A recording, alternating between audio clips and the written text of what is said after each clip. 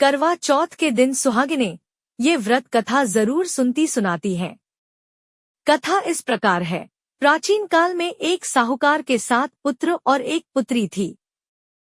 जब पुत्री बड़ी हुई तो उसका विवाह कर दिया गया।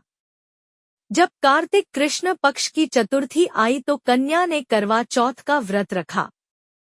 लेकिन 7 भाइयों की लाडली बहन को चंद्रोदय से पहले ही भूख सताने लगी। उसका मुरझाया हुआ चेहरा उसके भाइयों से देखा नहीं गया। अतः वे कुछ उपाय सोचने लगे।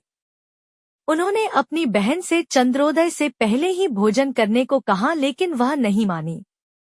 उसने कहा जब तक चांद नहीं निकलेगा वह भोजन नहीं करेगी। तब भाइयों ने एक योजना बनाई और पीपल के वृक्ष की आड़ में प्रकाश करके कहा, देखो चंद्रोदय हो गया, उठो अर्घ्य देकर भोजन करो। बहन भाइयों की ये चाल समझ नहीं पाई और उसने नकली चांद को अर्घ्य देकर अपना व्रत खोल लिया। भोजन करते ही उसका पति मर गया। वह रोने चिल्लाने लगी। दैवयोग से उस समय इंद्राणी देवदासियों के साथ वहां से जा रही थी। रोने की आवाज सुनकर वह साहूकार की पुत्री के पास गई और उससे रोने का कारण पूछा। उस कन्या ने सब हाल कह सुनाया।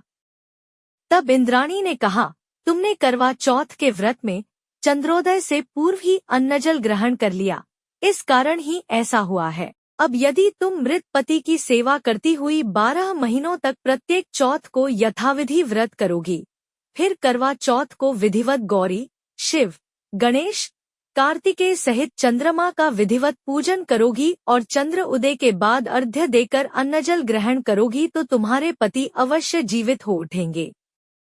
ब्राह्मण कन्या ने ठीक ऐसा ही किया। उसने 12 माह की चौथ सहित विधिपूर्वक करवा चौथ का व्रत किया। व्रत के प्रभाव से उनका मृत पति जीवित हो गया।